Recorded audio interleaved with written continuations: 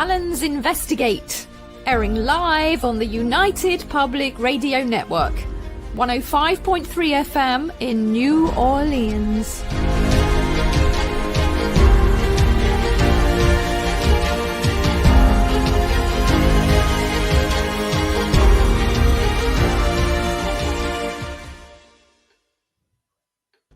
Yay, and welcome to the Allen's Investigate with me, Shona Allen. And I'm Gary Allen, the Cockney Bard. We're broadcasting live on the United Public Radio Network 105.3 and 107.7 FM from New Orleans and also on Roku. Now, this week, we'd like to welcome back special guest Ralph Ellis, fascinating writer, historian and independent researcher of biblical and Egyptian history for more than 40 years. Welcome, Ralph. Hi, Ralph. Good to be back with you again.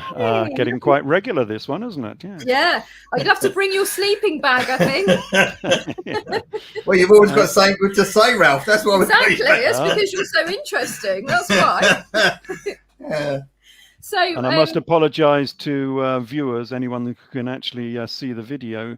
My standard camera is not working, so I've got the backup camera on anyway. So I'm a little bit dark, but anyway. Oh, you seem fine from where Yeah, I'm you look looking all right, anyway. Ralph. No problem. And anyway, Good, excellent. It doesn't matter on the radio, does it? No, that's true.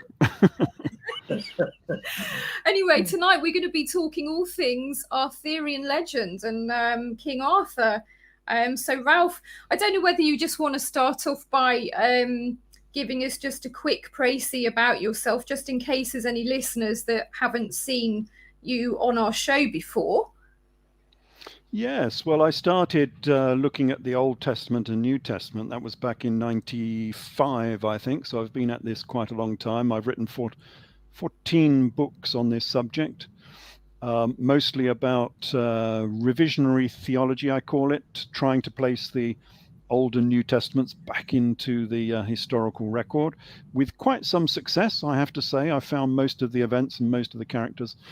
From a secular viewpoint, I don't look at the theology of it, the spirituality. I'm just looking at the history. And as a part of that, I found lots of little things in the New Testament that were sort of very similar to Arthurian legend. And so that made me very interested in that.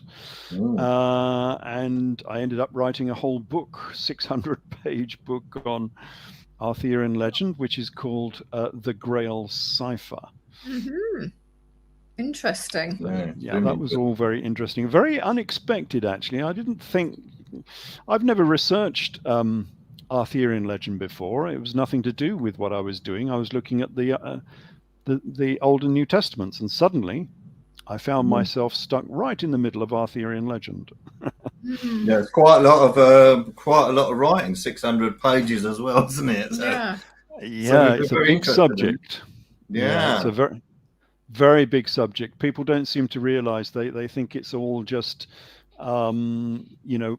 Geoffrey of Monmouth, and that's about it. But no, it's rather larger than that. Yes. The Vulgate cycle, which we will talk a little bit about, is 9 volumes and about 5,000 pages or something.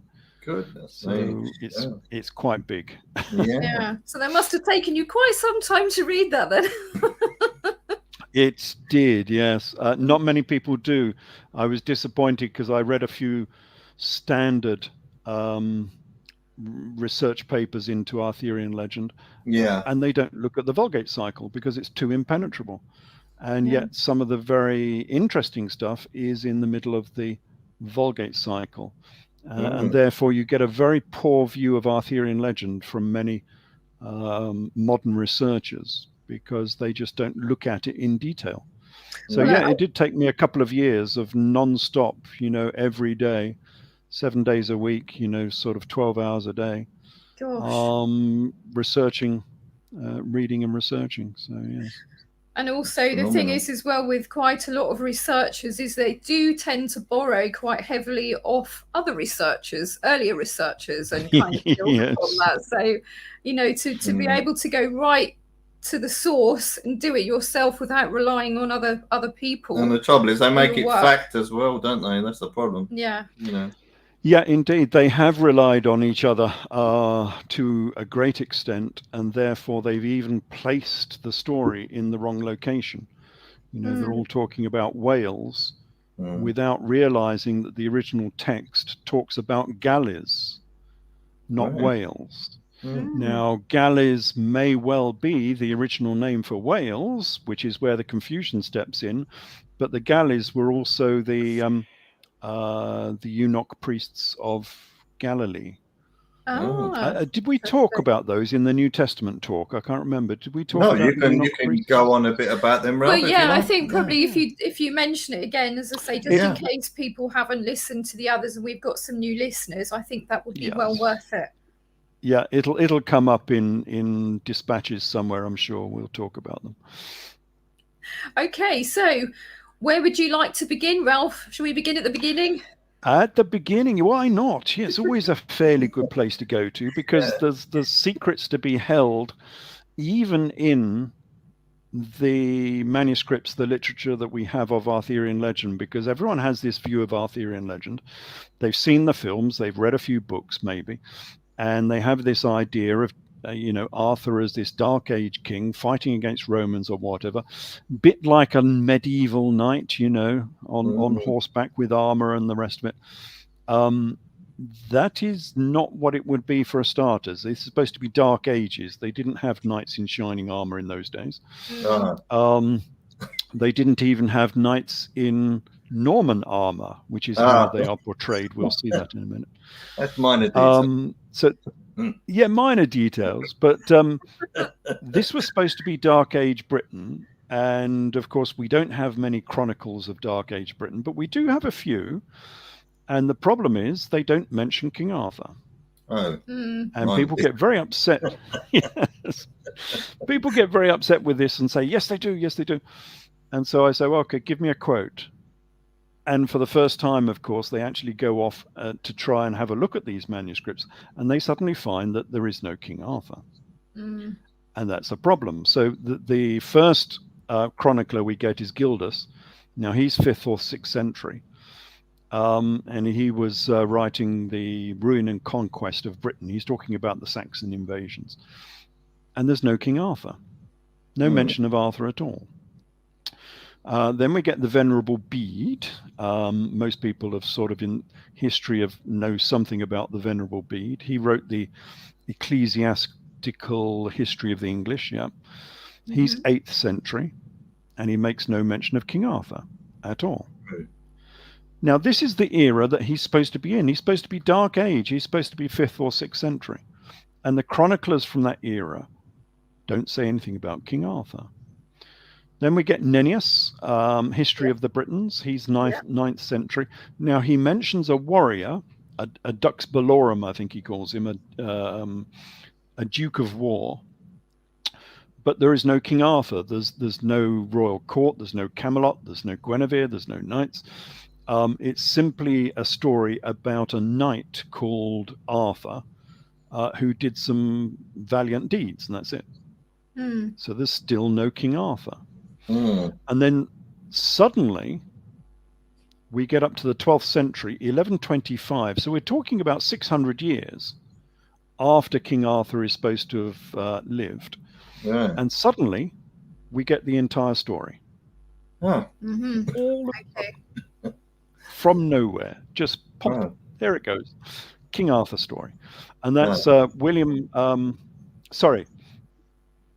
no, actually before this, I should say that William of Malmesbury, so he was 1125, Chronicle of the English Kings. Again, he doesn't mention King Arthur. Henry of Huntingdon, History of the English, 12th century again, 1130. Doesn't mention King Arthur. And then, we get to Walter of Oxford and Geoffrey of Monmouth. Now they're 1135, so we're talking about 10 years later. 1135, and that is when we get the full Arthurian story. And it's complete. Apart from there's no round table, there's no Lancelot. Apart from that, it's the complete story. All of a sudden, 11. Does that involve the Holy Grail as well in that story? Yes. trying to think of. I think that comes Galahad. more from Eschenbach. We're talking about him in a minute, the Okay. German version of it. Mhm. But yeah, pretty much it's the complete story. And of course, the Holy Grail does come into this a great deal. We'll talk about that later.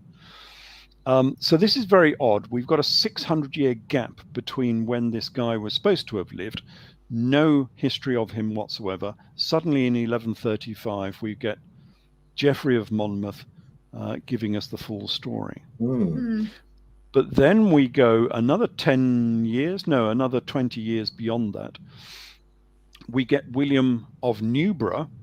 Now he makes the history of English affairs. Now this is a really good history of England. It's a vast volume, you know, so there's a lot of time and expense gone into making this book. And he doesn't know anything about King Arthur. So this is like 30 years after, no, 25 years after the story has been written. And William of Newburgh doesn't know anything about it. And he ridicules the idea of King Arthur.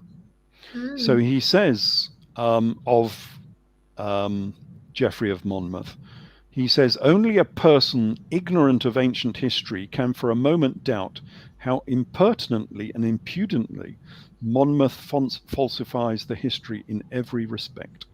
Whatever Geoffrey has written is a fiction, invented either by himself or by others, and promulgated either through an unchecked propensity to falsehood or a desire to please the Britons. For how would elder historians, who were ever anxious to admit nothing remarkable, and even recorded trivial circumstances, pass by unnoticed so incomparable a man, such surpassing deeds as King Arthur? How could they, I repeat, by their silence, suppress King Arthur, a British monarch who was superior to Alexander the Great?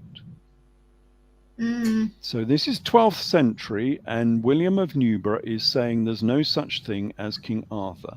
It's an invention by Geoffrey of Monmouth and Walter of Oxford. Yeah, interesting. And I think that Geoffrey of Monmouth, it seems that he kind of involved legendary tales of folklore and chronicles and a variety of different sources into making King Arthur. And I think one of the people in particular was Ambrosius Aurelianus, wasn't it, that he kind of based it all on? Well, this is where they've linked it back into real history. So Monmouth and Oxford link Arthurian legend back onto Constantine III and Aurelius, as you say, who was one of the sons of Constantine III. So they link it back into English, British history, of Roman history. With Constantine III, we're talking, sorry, not Constantine III. Constantine III was one of these usurper emperors of Rome who went down and conquered Rome. He was 390s AD. No, he links him back onto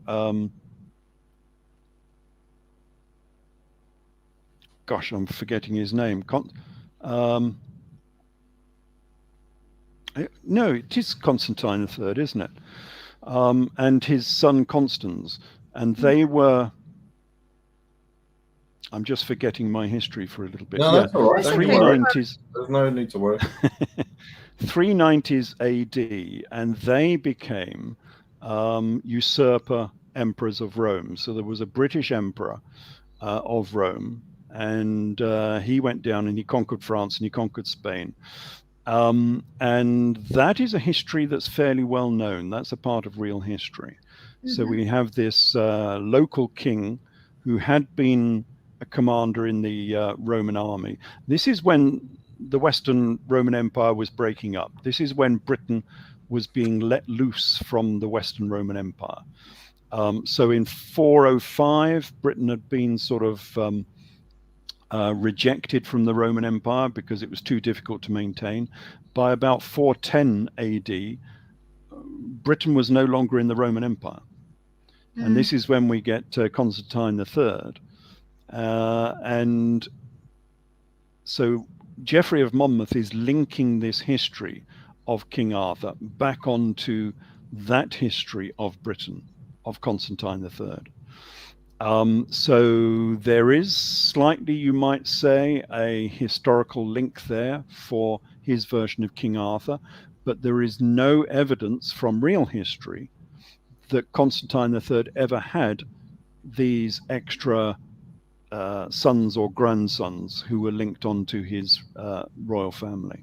And certainly William of Newbury knows nothing about it. So there is a problem with the history. There is no evidence whatsoever for King Arthur. In the archaeological record or in the literary record, apart from this sudden mention we get by Walter of Oxford and Geoffrey of Monmouth, suddenly this story appears from nowhere.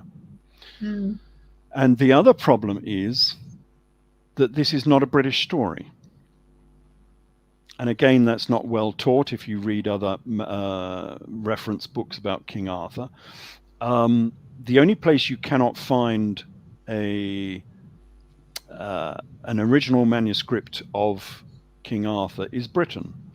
So you get them from Germany. You get Lancelot, Tristan, Eric and Ewain. You get Daniel von Blumenthal, I think, is one of them. Parsifal, of course, by Wolfram von Eschenbach. You get them from Holland, History de Van Grael, Roman van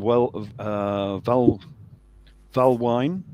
You get them from Italy, Tristano, and La Vita de Merlino, and all these sort of things. The Life of Merlin, Yeah, you get these manuscripts from all over Europe.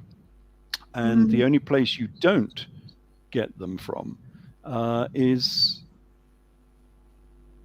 from Britain. I was gonna the only one we get, because of course Oxford and Monmouth, people will say that's a British version, but they say in their manuscripts that they got their manuscripts from Normandy, and Brittany.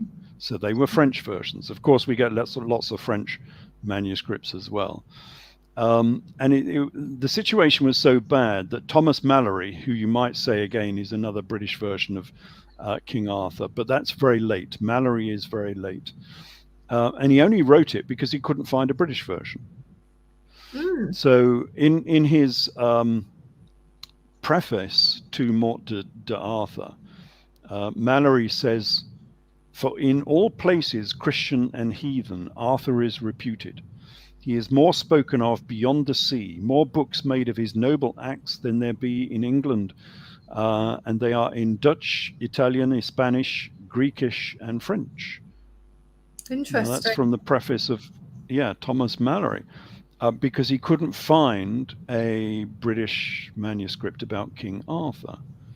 And that brings us on to the other thing, which is interesting, which is, where is the earliest sculpture of King Arthur, I wonder.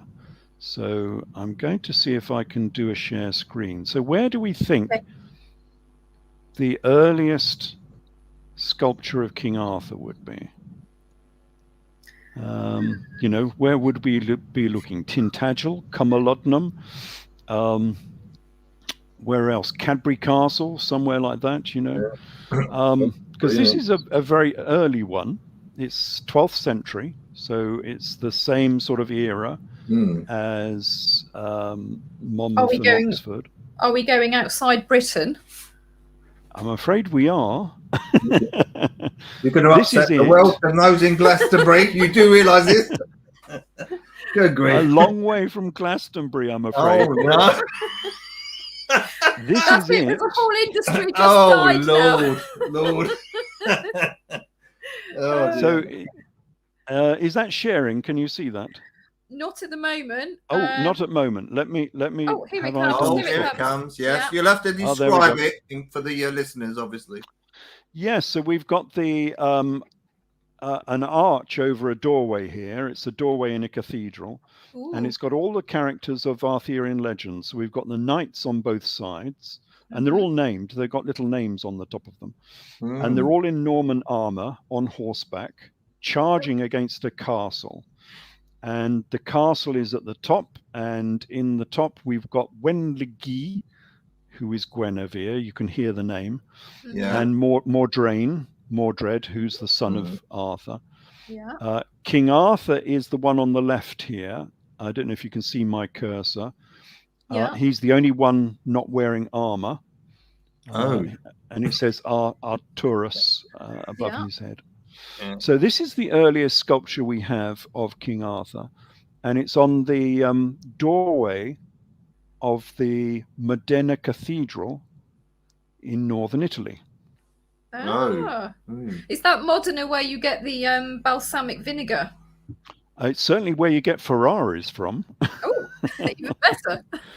So if you're down in northern Italy and you've got any interesting cars and you go to the Ferrari Museum, which is very interesting. It's a great museum. But just down the road in the center of Modena is this cathedral. And it's got this inscription and sculpture of King Arthur in it. And this is a close-up of the castle at the top of this sculpture. And you can see a sort of weeping Guinevere on the left. She doesn't look very happy, does she? No. They're not very happy. On the right is Glastonbury at the moment. is Mordrain, and it's I don't know. It's quite a accurate sort of drawing. I think they've got siege engines by the looks of it to siege the castle, made of wood. It's fabulous carvings, isn't it? Yeah. Because there is this there is a story in Arthurian legend about Guinevere and either Lancelot or Mordrain locking themselves in a castle because they had eloped, because Guinevere and Lancelot eloped. They were an item sort of thing. This is very interesting, Ralph, to me, because I can't tell you the name of it. I've forgotten off the top of my head, but there is a castle in Italy where there is actually a sword in a stone, isn't there? Yes, there is. There is that one as well. I don't have a picture of that, but yes, you can look that up online. There is the sword in the stone in Italy. It's a fairly old one again. I think it goes back to the medieval era. So there is this tradition because we have more of these. Here's another one. Now, this is exactly the same scene. It's in slightly more detail, and it's above a cathedral. And this is... oh gosh, where is this one? This is Bari. So Bari is in the south of Italy, on the sort of heel of Italy. And this is again over the cathedral, and it's exactly the same scene with the Knights of the Round Table besieging the castle at the top with Guinevere and Mordrain in it. And I'm not sure if we can zoom in. Oh, a little bit we can zoom in. You can see the castle has even got a padlock on the front of it. Fabulous, isn't it? A very old medieval padlock on the front of it. Do we have exact dates for these, Ralph? These are 12th century. 12th century, okay. So 1100s. So pretty early, as early goes. Fabulous. And then here's another one. This is a mosaic. And it even says, just in case you're not quite sure, it says Rex Arturus. I guess that's a bit of a clue, isn't it? Yeah. And so it's a mosaic of King Arthur on we don't know what, because if you look, he's on a sort of animal, riding an animal, but the animal has cloven hooves. It looks like a goat, doesn't it? Yeah, it's got horns on it. But why would Arthur be riding a goat or something of that nature? Yeah, I don't know. It's a bit strange. I did do an article on this because the people who made this mosaic do know what a horse looks like, because there's another horse next door which has proper horse's hooves on it instead of cloven hooves. So anyway, this is from the cathedral at Otranto,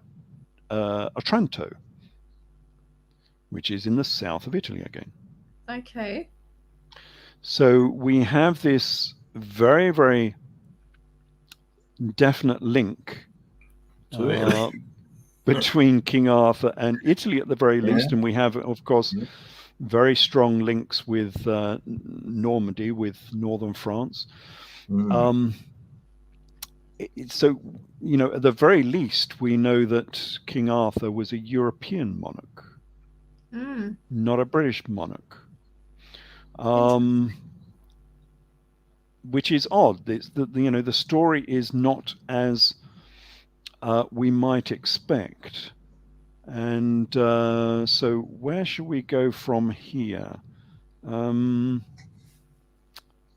just thinking where to attack this first, because there's lots of information. What about the Knights Templars in relation to that? Because obviously there were Templars in Italy and France, weren't there? Well, that's probably where the story came from. But before we get to that point, we need to know that there is a definite link here with the Near East and with the sort of biblical story. This is the direction we're going to. And of course, the Templars came from the Near East, and so they would have known all about it. Probably the best way to introduce this is from High History, which is a very strange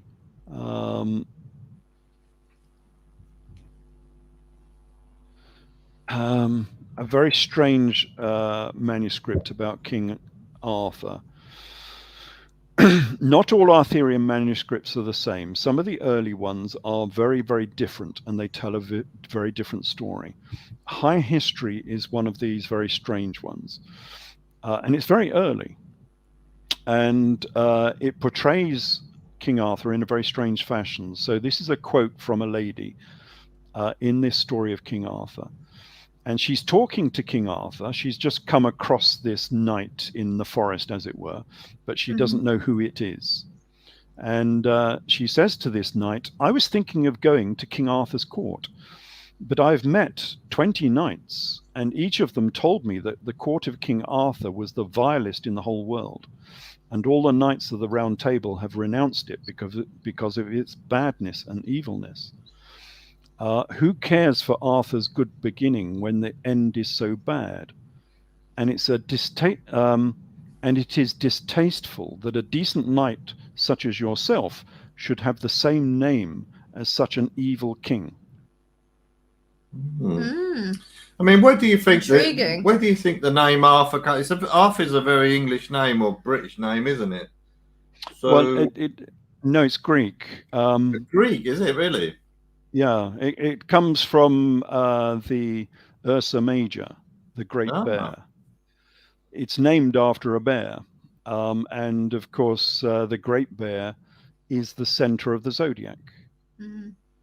Because in the center of the zodiac, you can either have the sun image, which we'll look at in a minute, or if you look up at the heavens above, you end up with the pole star and the northern stars, which is Ursa Major. So the central image in a zodiac is either the sun or it's Ursa Major. And Ursa Major is the great bear, and that is what King Arthur was named after. Therefore, King Arthur is the central image inside a zodiac, the same as Jesus was when we were looking at zodiacs in the previous talk. So both of them are the center of a zodiac. And we'll come on to that. Don't let me forget. We'll come on to that in a minute, because that is central to the story. So we have this problem with manuscripts like High History, which gives us a different view of Arthurian legend. And the other problem with High History is the author that it says wrote it. And we get the same. Is this from High History? Yeah, this is a quote from High History. It's talking about how this manuscript was written, how it came into existence. And it says, "Josephus, the good clerk, tells us about the good knight who is Percival, how he has come, of whom you will hear the name presently.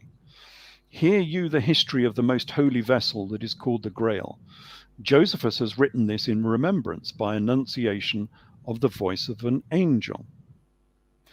The good knight, who is Percival, was of the lineage of Joseph of Arimathea.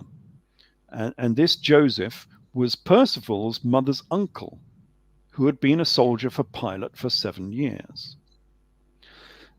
This is awkward because it's saying that Percival, Sir Percival, who's one of the Knights of the Round Table, was a nephew of Joseph of Arimathea. So he was alive in the 1st century. Yeah. Not the Dark Ages. And then it says, King Hermit came from the forest and could not find his nephew, who is Percival, in the hermitage. So he mounted a white mule that he had there. She had a star on her forehead in the shape of a red cross. Josephus, the good clerk, tells us that this same mule belonged to Joseph of Arimathea when he was a soldier working for Pilate. So one of the key characters in Arthurian legend has a mule that belonged to Joseph of Arimathea. So either this mule is 500 years old, or we have a problem. The fountain of immortality, but the sound of it. Oh, must be to do with the Grail, obviously. Yes. Yeah, that's what they say in the films, don't they? The knights live forever as long as they have the Grail or something. Yeah, I seem to remember that in one of these Hollywood films. So we have a problem here in the chronology and the location. In many of these manuscripts, they say that Arthurian legend was written by Josephus Flavius. That's a problem. Josephus Flavius was the Jewish historian from the 1st century. Right. So William Neitz, who's one of the fathers of Arthurian research, he was a professor in America, 1903, in his dissertation, he says, the role of Josephus, he's talking about Arthurian legend, the role of Josephus is of greater importance in our work than Joseph. It is Josephus to whom we owe the tale. He is known as the good clerk and the good hermit. Twice the text simply calls him Joseph, and twice he is called Josephus. Nevertheless, it is now supposed that the confusion of these two Josephs, Joseph of Arimathea and Josephus Flavius, the Jewish historian, gave rise to the legend of Joseph and his son Josephus, as mentioned in these Arthurian manuscripts. So we have this confusion between Joseph of Arimathea and Josephus Flavius, which I think we've looked at before and we'll look at again, all to do with Arthurian legend. And Brugger says the same. So Brugger is another of these old venerable Arthurian historians. This is from, he's a German chap, Ernst Brugger, 1906.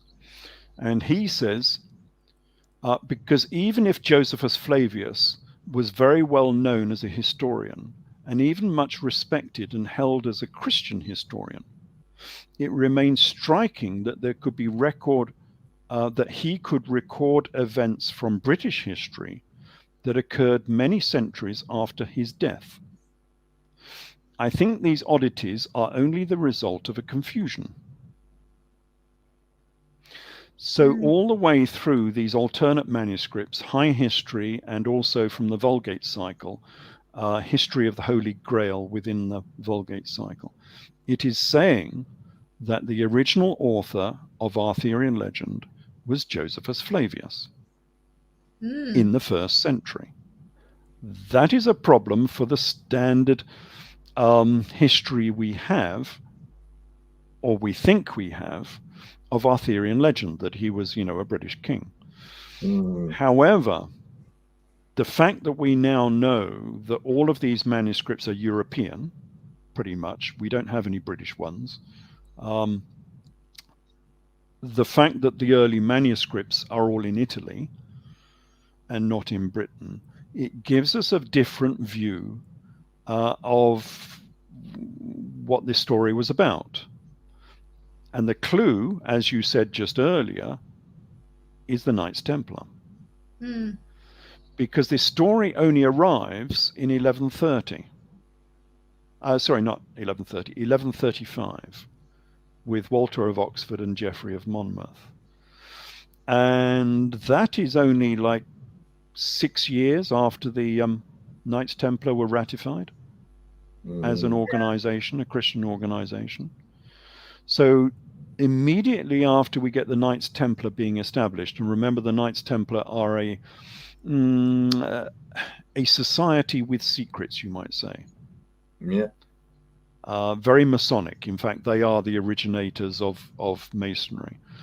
And it's an initiatory sect or religion. You have to be initiated into the Knights Templar.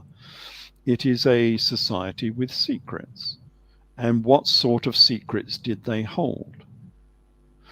Well, the interesting thing is this all is all to do with the Crusades. And a funny thing happened on the way to the Crusades, you might say.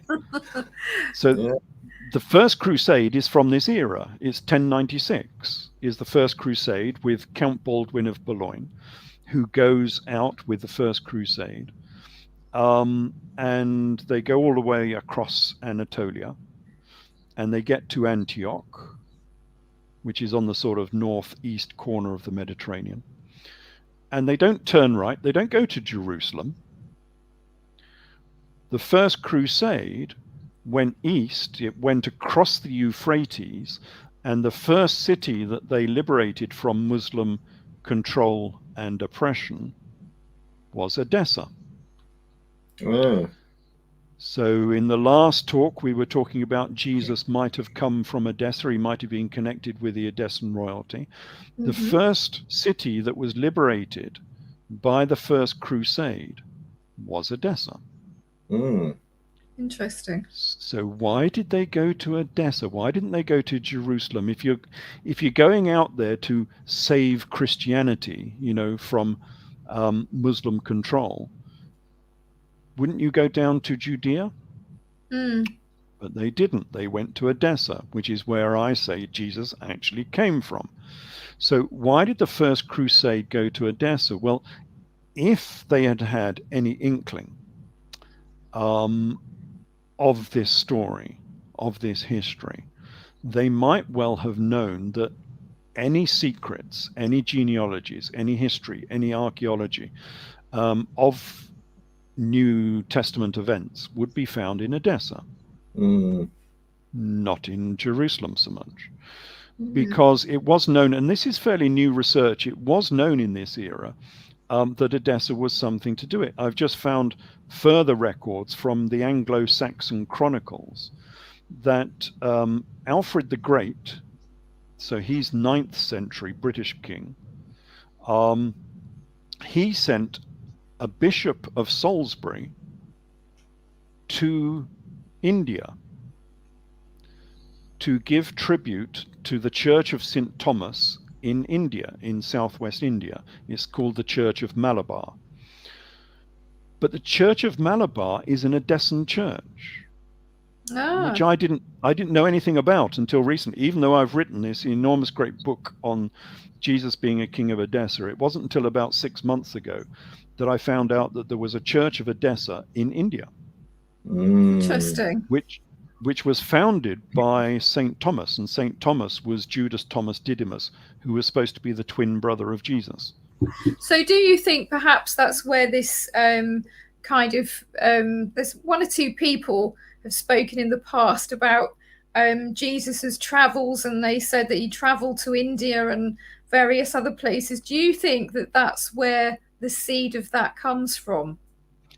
Indeed, yes, very much so, because from the Acts of Thomas, which is an apocryphal sort of gospel, of course, initially I read it as being a very fanciful story, It's about Jesus sending this person, Thomas, who happens to be a carpenter, who happens to look just like Jesus. They can be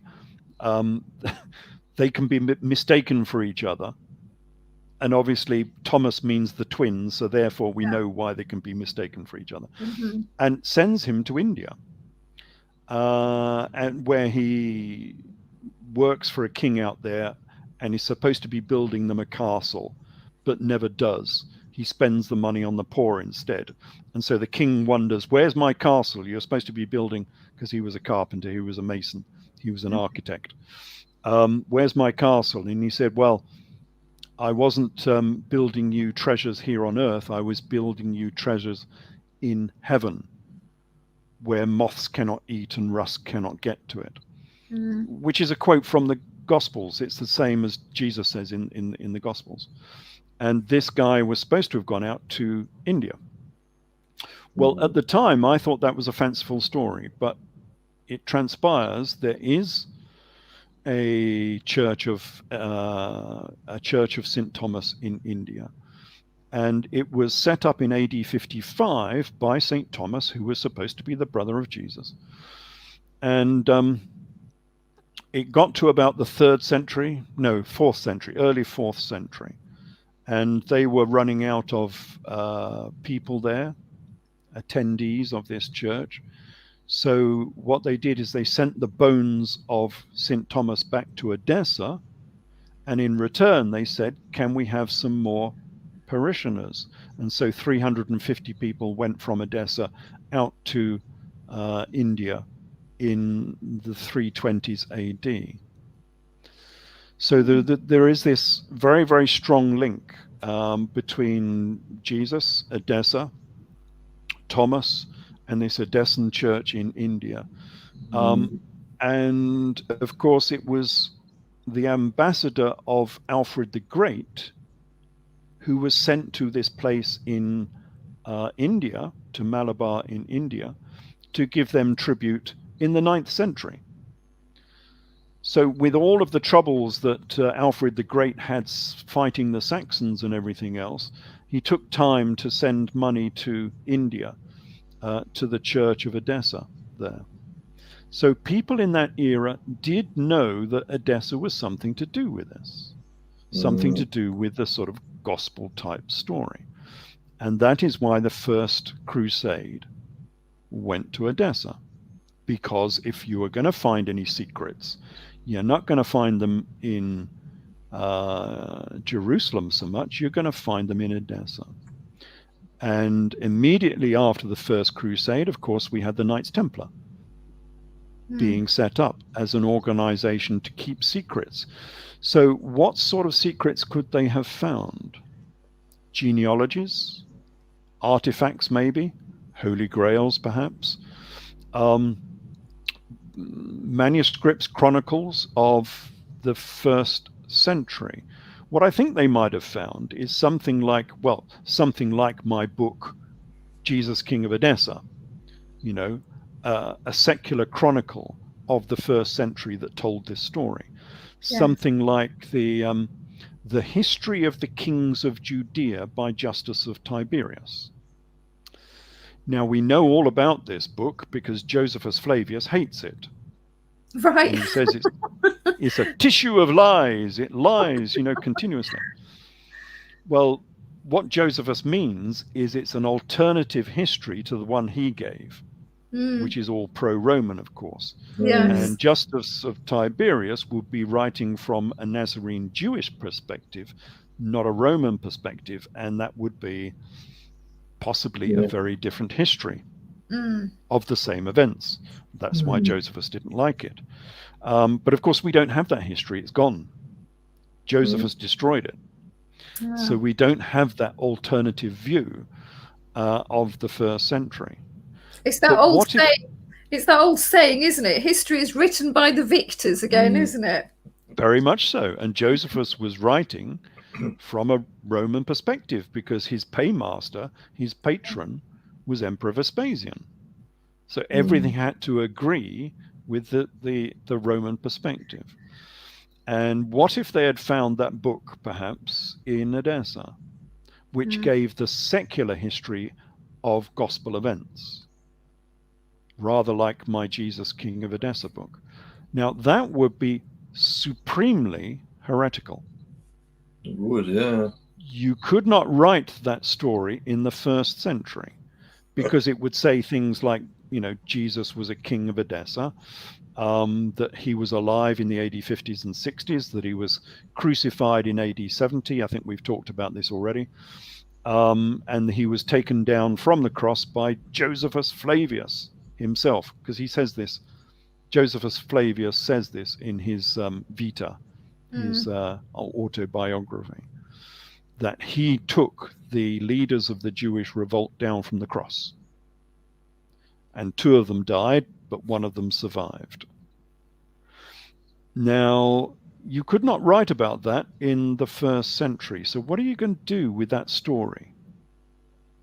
You can either lock it away somewhere, nice big castle somewhere with a big dungeon, and you lock it in some enormous great trunk somewhere, or you just print it.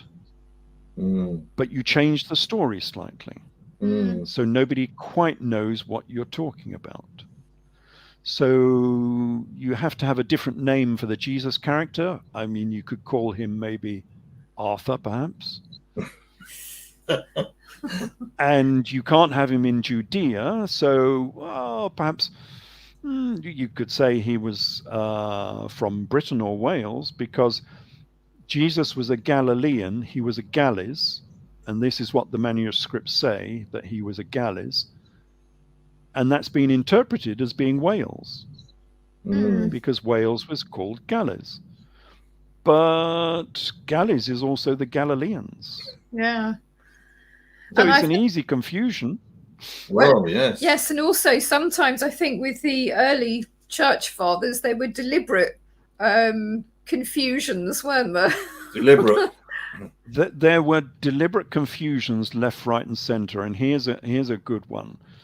This is why you can't just read things literally and expect them to be true, like many people have done, because it is not. So if I do a share screen again. Okay. I've just noticed, by the way, Ralph, you've got the same shirt on as Gary tonight. Oh, yes, we're twins. We've been to the same outfitter. Yeah. Oh, that's a giveaway. That's a giveaway, isn't it? Don't tell viewers; they'll start to talk. Oh, Lord. You've been swapping fashion tips, haven't you? I know.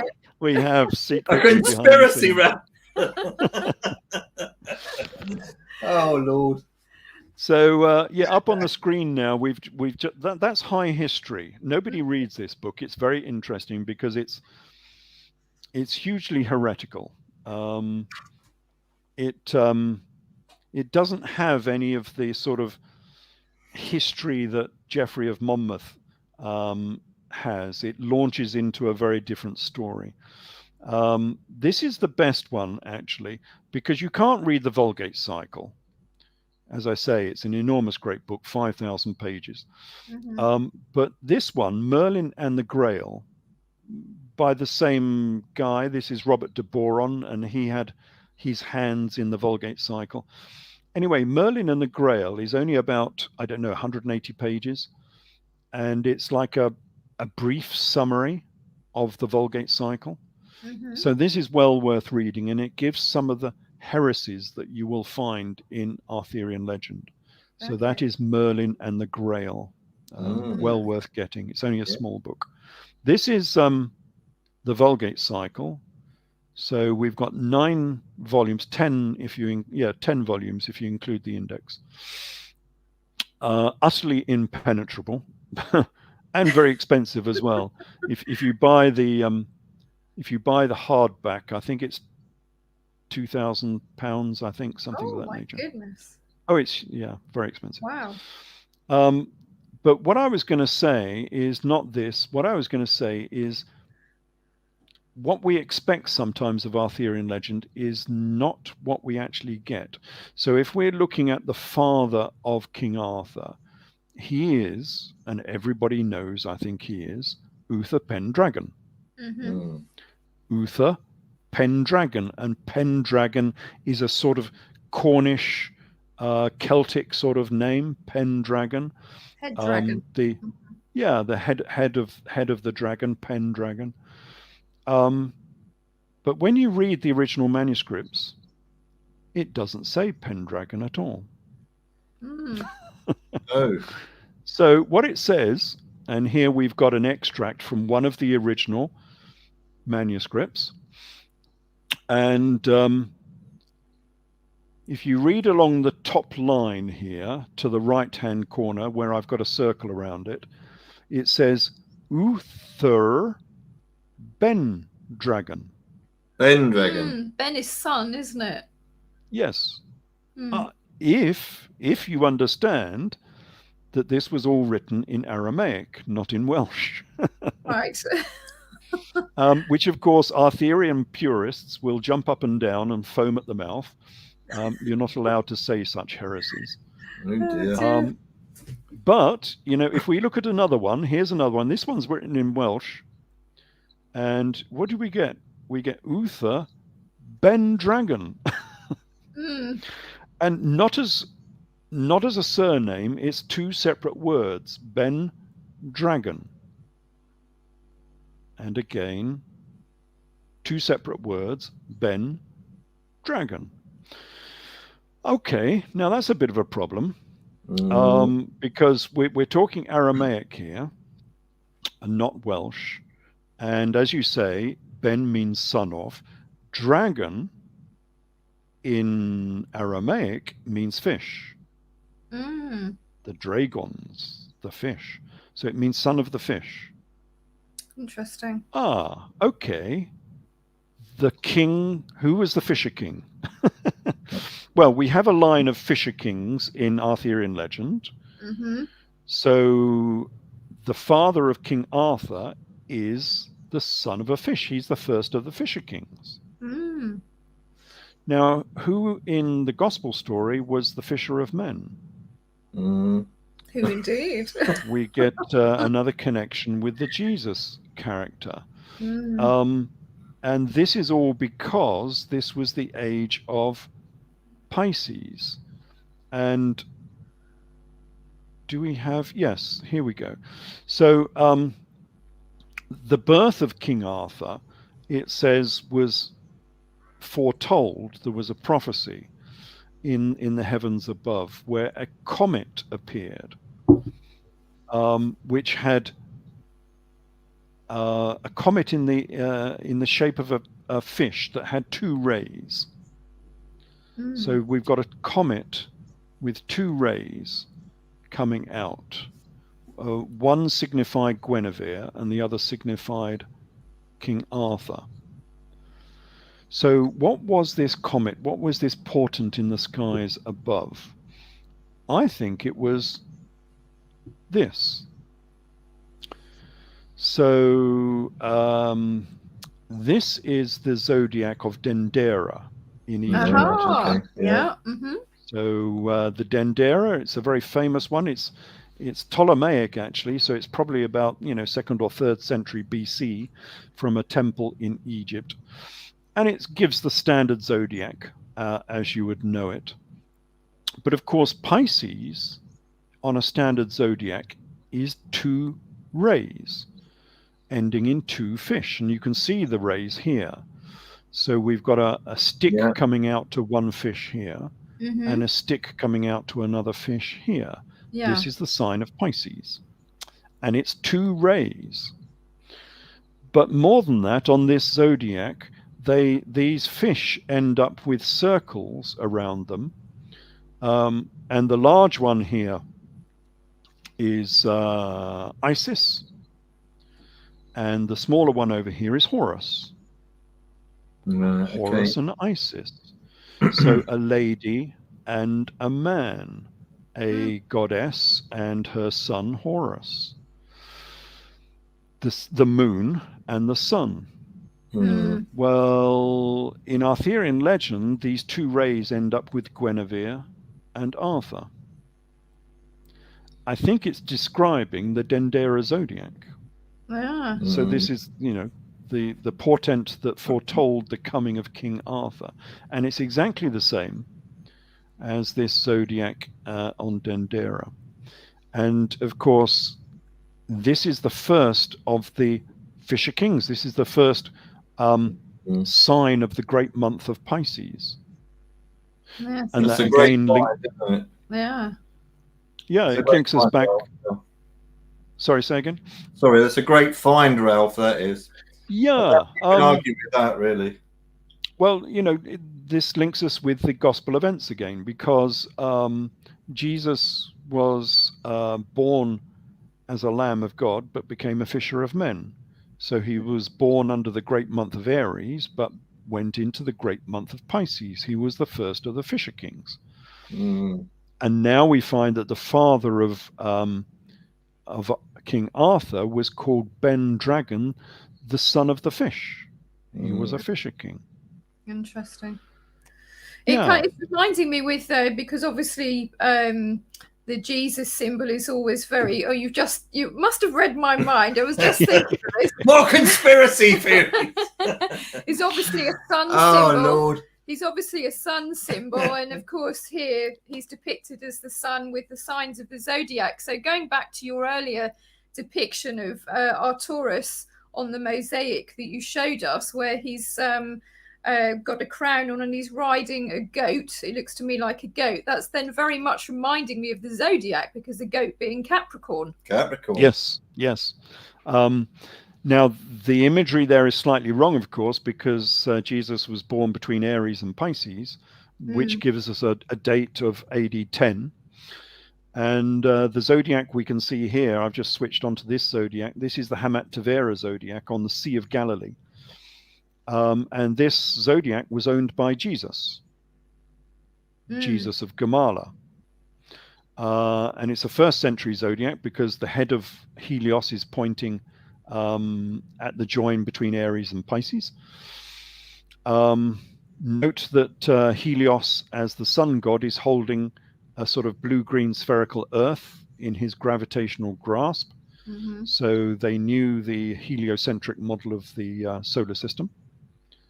Now, this is on the shores of the Sea of Galilee. This is a Judaic zodiac, a Nazarene Jewish zodiac, owned by Jesus, Jesus of Gamala.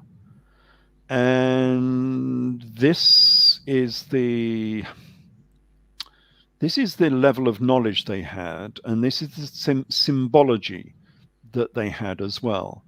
And the symbology was of the zodiac. And so what looks like a zodiac? Oh, the round table. It's good, isn't it? Yeah. This is the Winchester round table. Now this is very old. This is for people who don't know it. This is down at Winchester. It was lucky to survive because it was the only part of the castle that survived. And this is a round table, an Arthurian round table from the 12th century. It was Edward I, wasn't it, made this table. So this table is like 900 years old or something, nearly. And the top character in this table is Henry VIII. But of course, this table shouldn't look like this. It should look like this. Oh, well, that's a bit close in, isn't it? But the sun character, the center, should be in the center of the zodiac. Yes. And so this round table is slightly wrong. The kingly sun character, or the Ursa Major character, should be sitting in the center of the zodiac, like in this one where we've got the sun in the center. Yeah. Okay. Yeah. But if you look at zodiacs, you can either have the sun in the center, or you can have Ursa Major, the northern constellations in the center. So you can either have the sun symbol, or you can have the Ursa Major, which is Arturus, the bear. Yeah.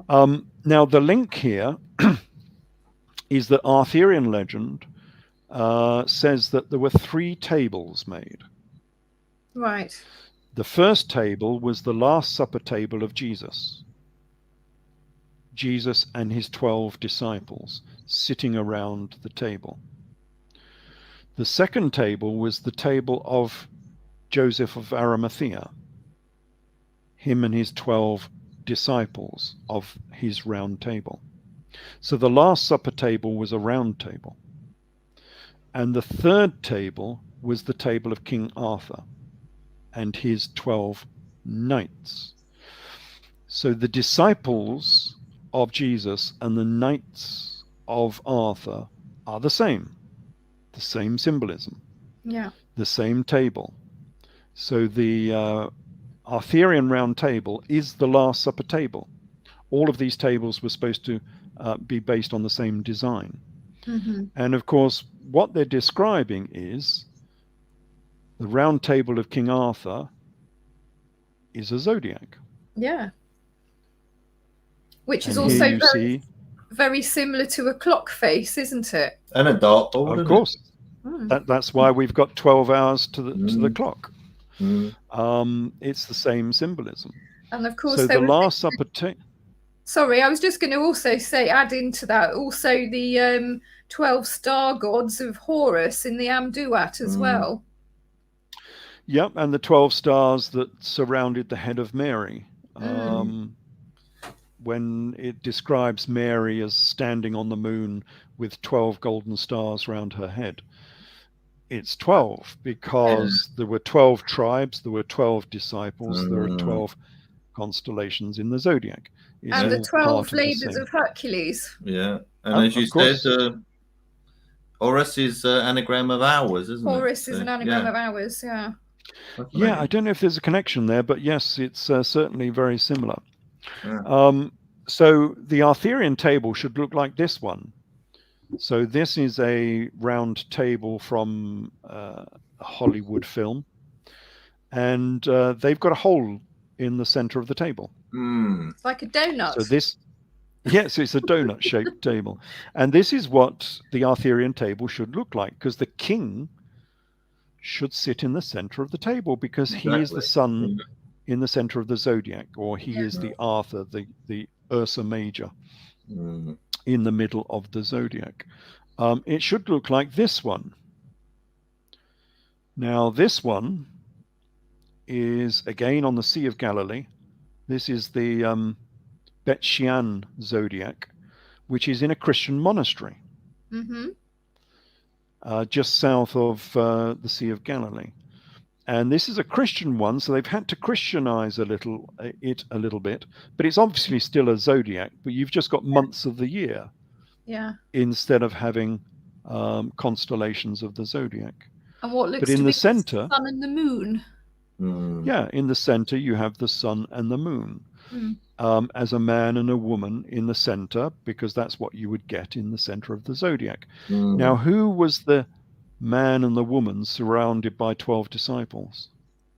Jesus and Mary, isn't it? Yeah, it's Jesus and Mary Magdalene. I mean, it's a shame that the listeners can't. Sorry, Ralph. It's a shame that the listeners can't see the pictures, because really it gives you some clues, doesn't it? Yeah, later on they'll have to have a quick look on YouTube and see the video. You can pick out pictures then.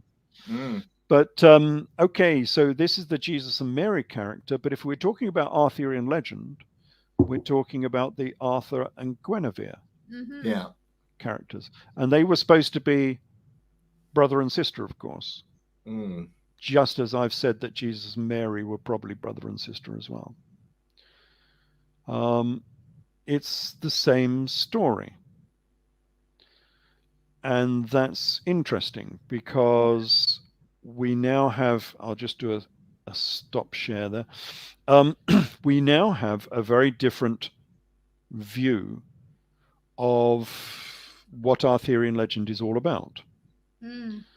If this is a story that's come back from the Near East with the Knights Templar,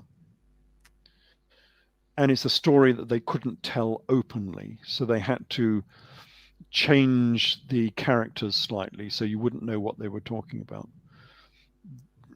Arthurian legend is the gospel story. King Arthur is King Jesus. Guinevere is Mary Magdalene. But they couldn't tell that story openly, so they've changed their names, they've changed the dates a little bit, and they've changed the location, but not really. It's still called Galles. So that they could tell this story without being burnt at the stake. So you can tell this story in plain sight. It's a secret that is held in plain sight, because no one would guess that this story is about the New Testament, and you could not be burnt at the stake for telling this story, because you're just telling a story about some lost king of Britain. Who cares about a lost king of Britain? But to those people who were in the know, you could whisper in their ear and just say, Arthur is Jesus. I mean, all the depictions is that what it's about? Sorry, Ralph. All the depictions of Jesus have got the flame round it, or the sun round it, haven't they? So yeah, very interesting. Yeah, I mean, you can't argue with what you're saying, can you? Well, and also we have this oddity where things like high history and history of the Holy Grail say that the author of Arthurian legend was Josephus Flavius. That's a real problem for Arthurian purists. How on earth can we have a first century Judaic historian who is writing the early elements of Arthurian legend? It's just impossible. And it's also illogical. Why would anyone make up this story to say that the author was Josephus Flavius? It makes no sense. No. Unless you know what this story was talking about. I mean, even when we come on to things like Wolfram von Eschenbach with his Parsifal. So this is the German version, which is very readable, actually. That's a very good version of Arthurian legend. And so, and Wolfram, we think, was a Knights Templar. He was a knight at the very least. And we think he was a Knights Templar. He keeps talking about the Knights Templar. And he gives us lots of insights into the knightly tradition. Like he says, knights are not in shining armor. They're all red with rust because it rusts so quickly. And so they're not in shining armor at all. They're all red. And he says that knights carry... So you have a whole retinue. You don't have a knight, because a knight is like a tank in modern warfare, and it needs all of this equipment to maintain this tank. Well, your knight in shining armor needs a couple of wagons and 12 people to look after this knight in shining armor. And they carry bundles of spears in packs of 6 because they break them so often. So yeah, lots of very interesting bits about medieval sort of knights from Wolfram von Eschenbach.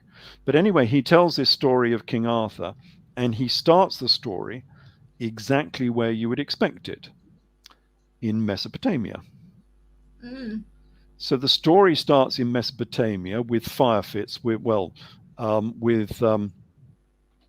Gamuret, who's the father of Percival, who's working for a king in Mesopotamia. Again, we're talking about the Near East here. We're not talking about Wales. And the story doesn't get to Wales until we have 2 knights. We have Firefits, who is the knight who was born in Mesopotamia, and then Percival, who was the knight who was born in Galles. But of course, Galles can mean Galilee as easily as it can Wales. So you get all of these confusions. And I suppose we could talk about the galleys, couldn't we? Absolutely. I'm not sure if we talked about. Yeah. This is the eunuch priests of Kibel, because the main characters in Arthurian legend are not King Arthur. King Arthur doesn't get very much of a mention in this. The main characters are the wounded king and the fisher king, because we have this line of fisher kings. And of course, we know that Jesus was a fisher of men, of course. But we have this wounded king who was wounded between the thighs. So we're probably talking about castration here. Mm-hmm. And because the king was wounded, the land becomes a wasteland. And we get a direct connection there with the Edessan monarchy, because when they converted to Judaism, and okay, they were talking about circumcision rather than castration, they were afraid that their lands would become a wasteland because they were not sure if the people would accept their kings being Jewish, converting to Nazarene Judaism and getting circumcised or castrated. And so we get a direct link there between the history of the first century and Arthurian legend, which says exactly the same thing. And so we have this cult of the castrated king in Arthurian legend, which is exactly what Jesus says. So people don't seem to know this, but Jesus asked for his disciples to castrate themselves. Goodness me. So, ouch. Yeah. It's not preached quite often from the pulpit, but this Not comes from the recommended. Gospel of Matthew. No. I don't think there'd be that many followers. Christianity go bankrupt, wouldn't it? Cast. Yes. Your lesson today is how to castrate. No. This comes from the Gospel of Matthew, 19:11. Oh, And Jesus says to his disciples, he says, all men cannot receive this saying except to those to whom it is given. For there are some eunuchs which were born from their mother's womb, and there are some eunuchs which were made eunuchs by men. But there are some eunuchs who have made themselves eunuchs for the kingdom of heaven's sake. He that is able to receive it, let him receive it. He is asking his disciples to castrate themselves. Why? Because the galley priests of the sacred stone were eunuchs. Traditionally, they were always eunuchs. And the sacred stone we have from Wolfram von Eschenbach is known as the Holy Grail. So the Grail itself has several facets to it. And if you only know the first facet, you'll never understand what the Grail is. So on the initial level, it is the Sangreal. It is the Holy Cup. Yeah. But it can be the Sangreal, as you say. It can be the Blood Royal as well, if you pronounce it slightly differently. So that's supposed to be the cup that Jesus used. Again, we're going back to first century Judea again. The cup that took the drops of blood from Jesus when he was stabbed. So that's the first level. But on the second level, we're talking about blood. We're talking about bloodlines. And we get this inference from Arthurian legend. This is in Parsifal. And so we have the Knights of the Round Table who are initiating a new knight. This is Firefitz, the knight who came from Mesopotamia. And he's being initiated, and they are going to show him the Grail. And the princess comes out before him to show him the Grail. And the knights say to him, "Can you see the Grail?" And he says, no. He's looking left and he's looking right. He says, no, I can't see. anything except for this princess holding a green cloth. And of course, all of the other knights fall about laughing. Because she is the Grail. She is the bloodline.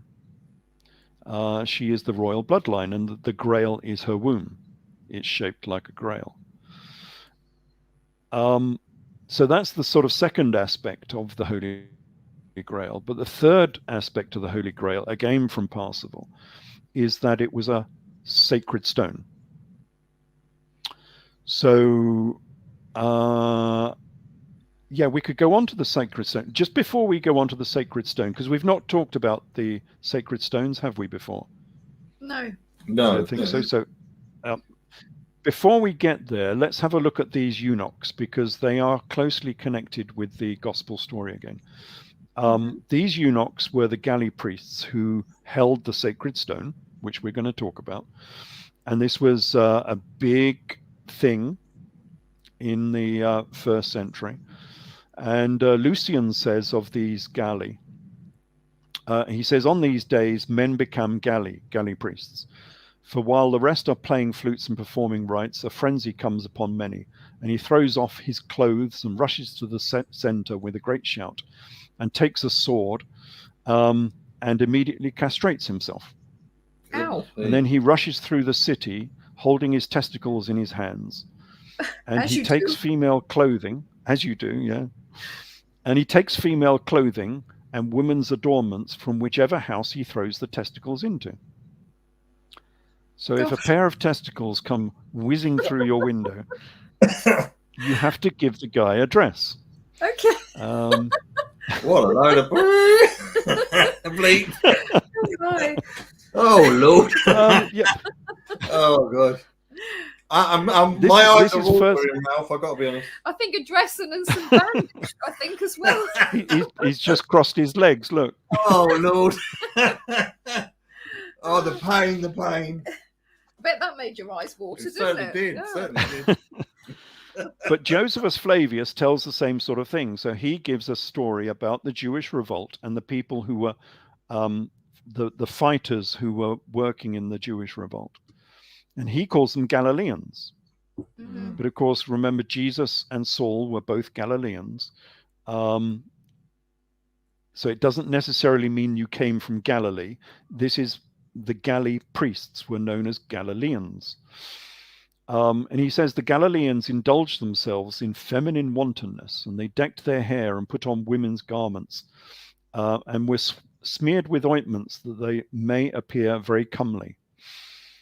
But while their faces looked like the faces of women, they killed with their right hands, and while their gait was effeminate, they attacked men and became warriors, and drew their swords from under their finely decked cloaks, and ran everybody through that they came upon. So these were knights dressed as women who were operating during the Jewish revolt. And we have some imagery, I think, of these. Let me see. That's all sacred stones. Let me have a look at another one. It's quite interesting because it's reminding me as well that in India there is actually a sect of people actually that do dress as women, and they go around sort of singing and fortune telling, I think, and all sorts of different things. So I'm wondering if there's some kind of connection to that. Very much so. They are the Hijra. And I have a picture somewhere, if I can just find it, of the Hijra. And yes, since this church got to India, of course, the Church of Malabar, it may well be that there is a connection here somewhere. Because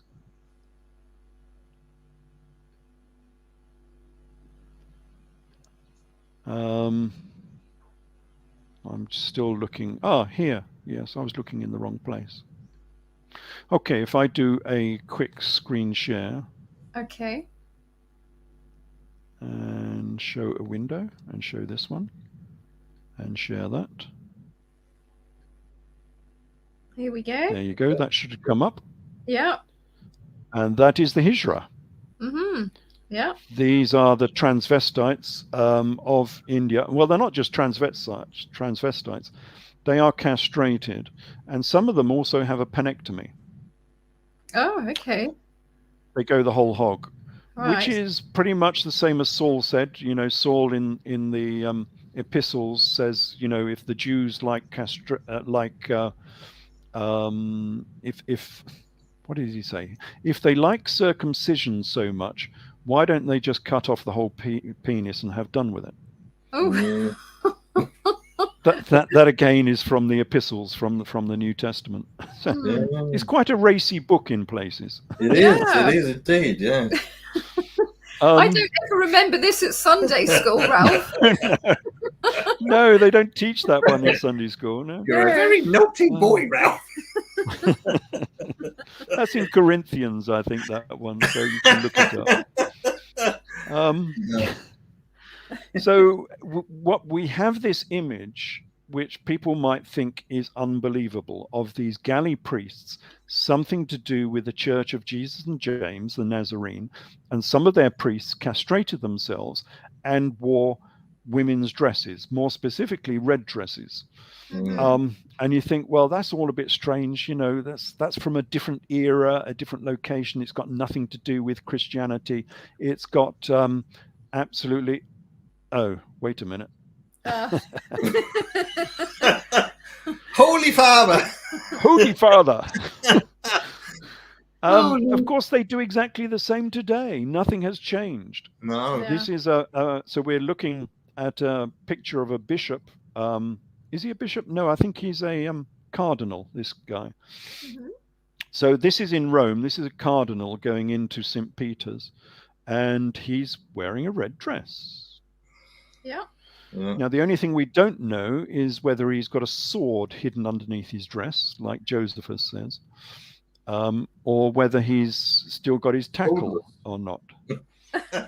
But they still dress up in women's dresses in exactly the same fashion, complete with a nice frilly petticoat as well. It is nice. I was going to remark upon the lovely lace work going on there. I mean, this is not just a cloak, is it? This is definitely sort of women's attire, Yeah. I would say. Very nice. They still do exactly the same today. Mm. So, yes, we do have this conundrum that this was all descended from. It's also interesting, Ralph. They've got some sort of skull cap on, haven't they, as well? Yeah, he's wearing a skull cap, yeah, so in the Jewish tradition. Which, of course, most Christian priests don't. But, you know, the Pope does. If you ever see the Pope, he's always got a skull cap, just the same. So there are many similarities here with what we find from... I'll just stop that screen. From this ancient history. Yeah. Amazing. Which sort of puts us into a discussion about the Holy Grail, doesn't it? Yes. So the Holy Grail stone. So we have this sacred stone that has gone through history, and it's something to do with the gospel story and something to do with ancient history. So here is this sacred stone. So that should come up in a minute. There we go. There we are. Yeah. Okay, so this is the Benben stone. So I'm not sure if you're familiar with Egyptian history, but the Benben was the sacred stone of Egypt. Yeah. And it was the primeval mound upon which, you know, the world was founded. Yeah. And it sounds very similar to the Ark story, the Ark of Noah, with a bird going out and finding this land in the middle of the sea. Well, that's exactly what they say in Egyptian creation myth. And the sea in Egyptian history was actually the cosmos more than the earth. So the heavens above were a sacred sea, as it were, a cosmic sea. And that sea was known as the the Sea of Nu, from which we get Noah or Noah. Yeah. Anyway, so the image we've got here is of a sort of rocky mound with a bird sitting on it, who's a sunbird. So we know this is the phoenix sitting on this mound, this sacred stone. You just read my mind again there, Ralph. So this stone was taken to Greece, I think with Alexander the Great probably. And here it is in Delphi. Oh, is that the Omphalos stone? That is the Omphalos, yep, it is indeed. So that's the Omphalos stone. Now, sometimes it had netting on it. So you can see it's not actually very big. It's only about 2 foot high at most. Conical sort of stone. It was supposed to be a meteorite. This one isn't. It's a copy, of course. This is only a rough piece of limestone. But this is at Delphi. This picture is at Delphi when I went to Delphi. And the stone ended up in Delphi for a while. And then it went to, it went over to Parthia. So this is the stone in Parthia, or Persia, as it were. And what we can see here is Apollo. So this is a coin. It's a Parthian coin with Apollo sitting on the Omphalos stone. And you can see it's got netting on it again. We're not quite sure what this netting means. But it's an important stone because we've got God is sitting on it. So this is a throne of the gods. And then, oh, it does come up good. I thought that was not going to be there. Then this stone went to Edessa. So here's a picture of Edessa. So here's just a map of the region. Mediterranean Sea is on the bottom left. And if we go from the northeast corner of the Mediterranean Sea and head eastwards across the Euphrates, we come to Edessa. You can see Edessa there with a purple arrow pointing at it. In the green section of the Osrone, they call it. Yeah. So it's, in modern terms, it's north of Aleppo in Syria, and you get to Turkey.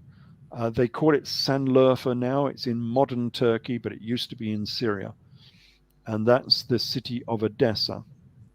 That's where the First Crusade went to. You can see how far from the Mediterranean they went to get to Edessa. It's a long way east of the Mediterranean.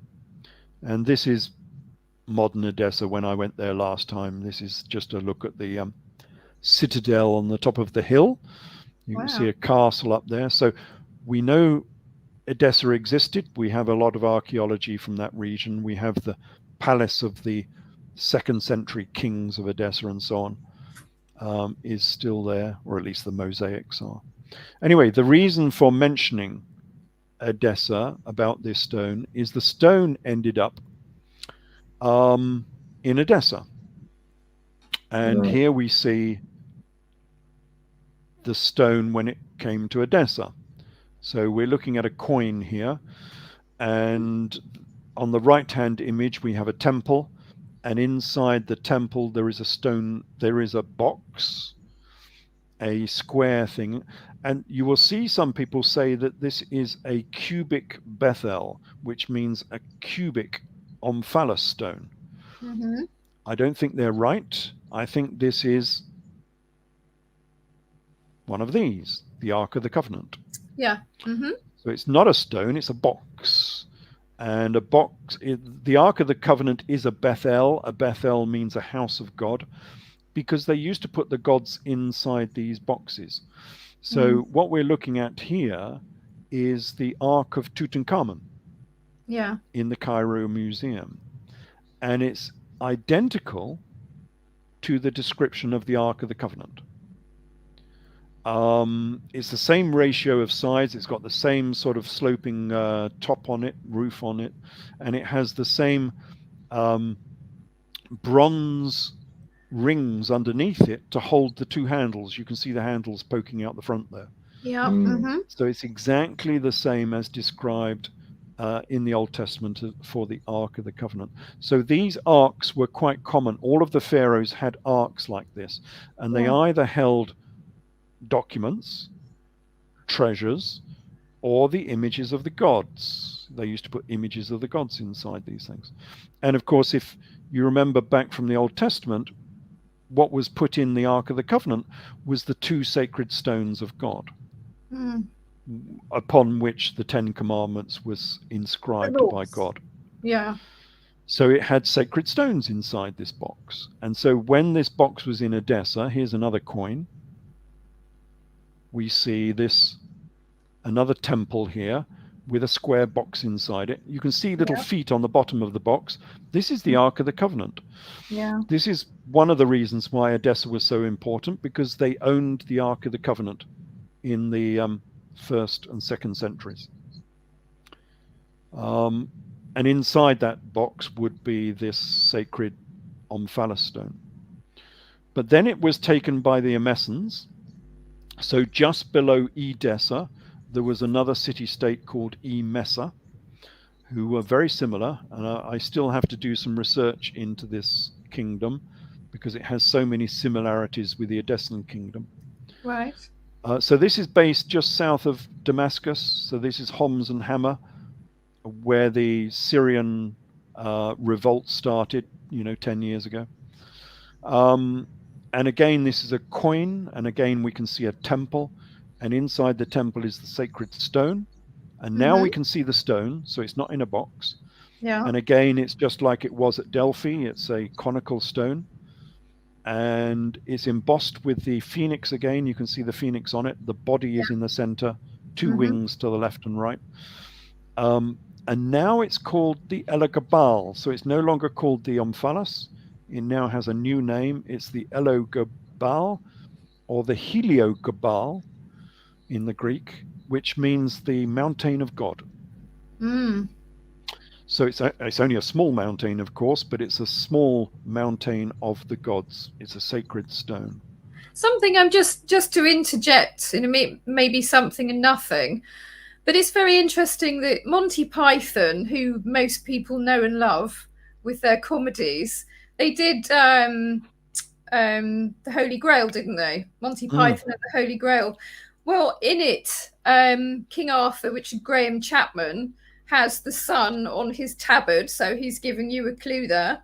But what's interesting, actually, is the name Monty Python. Now, they give some flippant excuse about where the name came from, because he said, it sounds like some slimy creature of an agent. However, Monty, actually, the name originates in the name mountain, and Python obviously comes from Pythia. So that's quite interesting. Yes, it does. Delphi. Yeah, I didn't make that connection, but yes, there is a connection to be made there.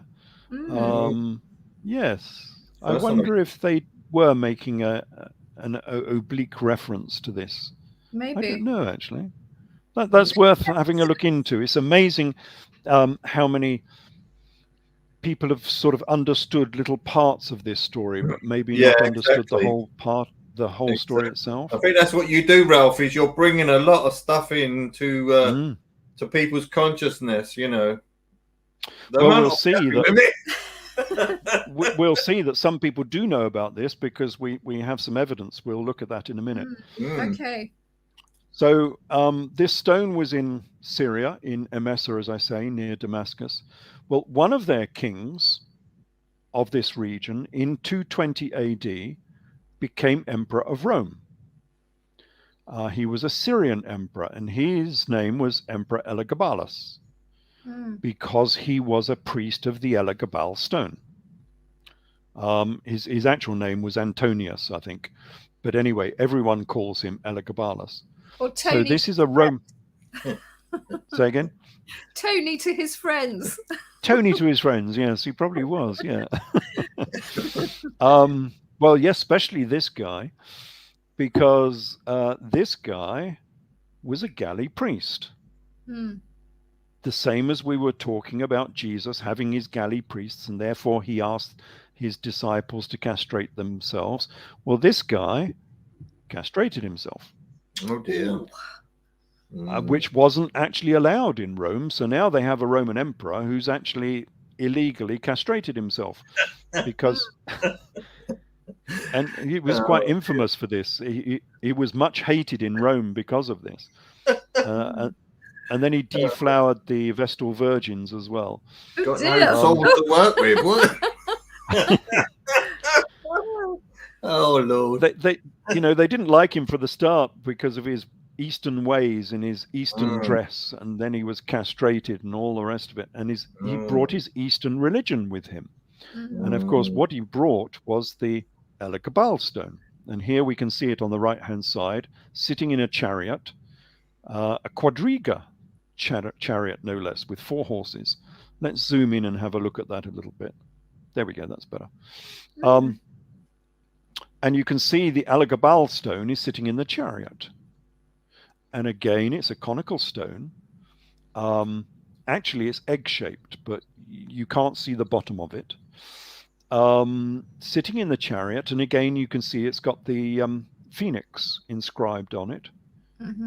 2 wings and a body, and a star to the left, which is probably the star of Venus. So we get the male and the female. Obviously, Venus is female. And this stone was taken to Rome, and it had a temple built for it, and it became the cult image of Rome, although it wasn't greatly liked over in Rome. And later on, because they got rid of it, Elagabalus only lasted about 5 years before he was murdered, and the stone went missing from Rome. But its heritage stayed on, and it became Sol Invictus, the famous invincible sun. Was an offshoot of this religion in this stone. But this stone went missing. So we're talking here about 220 AD, and it goes missing from Rome. I have a theory, and it's not based on too much evidence, that it went to Chester in Britain. I think I know where you're going with this story. I think. Yeah. Did we talk about the Fortress Diwa in Chester? No. Okay, that's another thing we must talk about. Okay. Because I think it ended up there. So we'll talk about that in a minute. But since we're on this sacred stone, have a look at the stone, see what it looks like. This is supposed to be a meteorite. It's supposed to be conical shaped like this, maybe even slightly egg shaped, because you can never see the base of it. So it would be blackened. It was said to be black. It was the black stone. Pockmarked, because it's a meteorite that's come in as the fiery phoenix, because remember, the fiery phoenix is a bird that is a piece of the sun that's broken off from the sun and come to earth in a great fiery ball and ended up on the ground somewhere. So you know what it's going to look like. So there's me sitting in a cinema watching a James Bond film. I think it was called Skyfall, which is an apt name, isn't it? Skyfall. Yeah. Anyway, so I was sitting there watching this Bond film, and then I fell off my chair because they had the Elagabal in a Bond film. Okay. And what on earth is it doing there? Now, it didn't seem to have much connection with the rest of the film. So Bond was being chased by the baddie, and he was captured by the baddie in North Africa, who had his lair of this baddie was in a meteor crater. And so Bond is taken into this complex, and in the middle of this complex, he has a planetarium, and they walk into the planetarium, and what is there but the Elagabal stone? And here it is sitting on 3 legs, this big meteorite, and it's quite, well, they say it's a meteorite, but it looks exactly the same as the Elagabal. And then the baddie makes this speech about this being the oldest stone in the entire universe and how lonely this stone is. And it had nothing to do with the rest of the Bond film whatsoever. So I'm left wondering why on earth it is there. You know, are they fans of my books or something? Maybe. Or maybe they're know some knowledge that other people don't, which is interesting. Yeah. Ralph, do they know something about the Elagabal? Because not many people do know about the Elagabal. No, they don't. Ralph, I've just been told that we've only got about 5 minutes left, unfortunately, and which is okay. So I'm really sorry about that. Give us your best shot, Ralph, in these 5 minutes. Okay, well, as the final bit, then we'll stop sharing here and let's go to an image of this stone in Scotland, because it was supposed to be taken to Scotland, and they know it as the Stone of Scone over there. The Stone of Destiny. And it's, the Stone of Destiny. You know all about it, yeah. And so let's see if I can do a share for this one. So while I was there, because I'm a Knights Templar, I'm a Mason, I went to the Knights Templar meeting. There we go. So now you've got an image of a cross, yes? I went to a Templar meeting in Scotland, and they say that they have this stone in Scotland. Right. Now, I've never seen it. I have no evidence that it is actually there, but they maintain that they still have this stone in Scotland. And it has the power of levitation. And they've kept it for the last, 1,000-1,500 years up in Scotland. This is the stone that King Charles was supposed to be coronated on, but but they've got a rough piece of sandstone, not the real stone. The real stone is kept near Roslin. And anyway, so they produced this video. So this is actually a little video, and I'll have to forgive the quality here. This was produced 15 years ago, so it's not very good quality. But anyway, this is what they say the stone looks like. So I'll just play it, and you'll see it's hidden in this hole under the cross. And they go down. This is the stone, and it levitates itself up out of the hole and off through the church. Wow.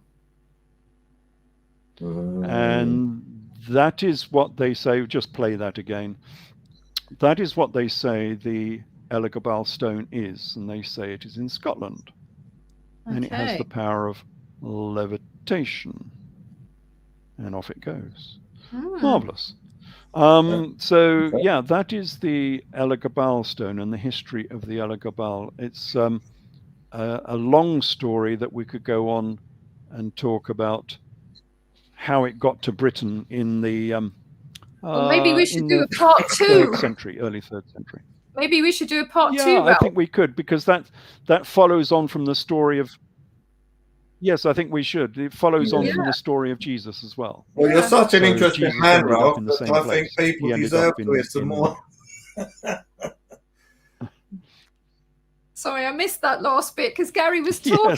Yes. Well, we could have another go. I'm sure there's a lot more to talk about.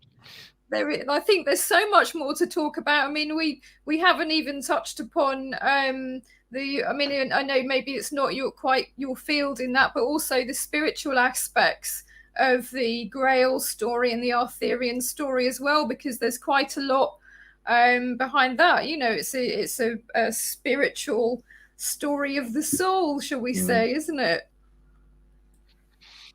Yeah, I try not to get involved too much in that, because that can be a contentious issue. So I just do the history rather than anything else. But you can still add on any spirituality you like to this story. All I'm doing is saying that this is the history upon which the Gospels were written. Yeah. And then if you want to believe that Jesus is the Son of God on top of that, well, that's fine. That's up to you. But I'm just saying who these people were in the historical record. Which is fantastic. And it basically interestingly enough, the secular story. Sorry, I was just going to say it leaves it now. I was just going to say the secular story concurs very, very closely. Yes, indeed. Ralph, it's always a pleasure talking to you because you're so fascinating, and I'm so sorry that we have to leave it there. But thank you again. Thank you, listeners, as well. And thank you for joining us on the Allens Investigate this evening. You can check us out at www.theallensinvestigate.com, and on Facebook and Instagram. We're broadcasting live on the United Public Radio Network, 105.3 and 107.7 FM from the beautiful city of New Orleans, and on Roku TV. So amazing stuff as always from Ralph, and thank you so much for listening. Ralph. And thank you, Ralph. Great stuff.